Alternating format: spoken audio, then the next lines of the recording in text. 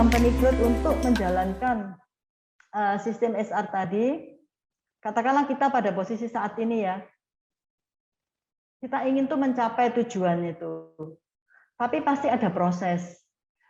Membangun sistem manajemen SR yang terintegrasi ya, tadi yang penting adalah SR as strategic partner, tidak hanya personalia sebagai personalia.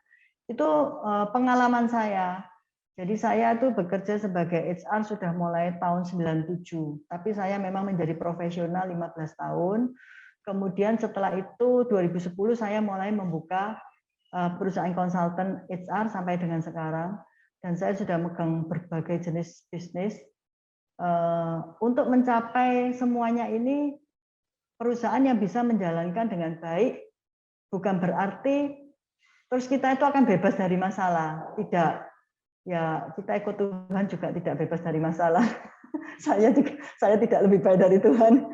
Jadi, tapi yang penting apa? Dengan kita punya sistem, kita itu punya cara. Kalau ada masalah, bagaimana mengatasinya? Kita sudah punya cara seperti itu sudah masuk di dalam template-nya yang tadi saya bilang. Ada RPK, rencana perbaikan kinerja, itu semua ada template-nya. Yang itu akan dikomunikasikan kalau Anda ditaruh di cabang A, di cabang B, di cabang C, itu semua cara kerjanya akan sama. Isi dari template itu yang bisa berbeda, persoalannya itu yang bisa beda.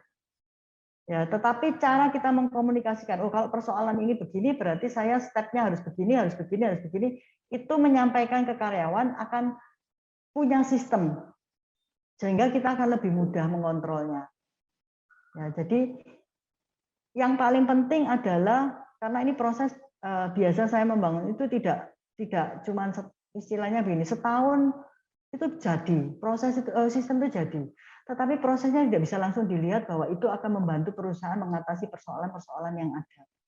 Tapi kita harus punya satu komitmen untuk terus menjalankan itu sampai dengan 2, 3, 4 tahun itu kita akan bisa bertahan. Kalaupun ada badai itu sudah punya cara lah.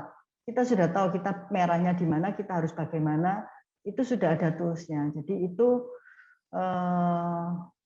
sistem SR ini sebagai strategic partner bukan sistem yang mudah.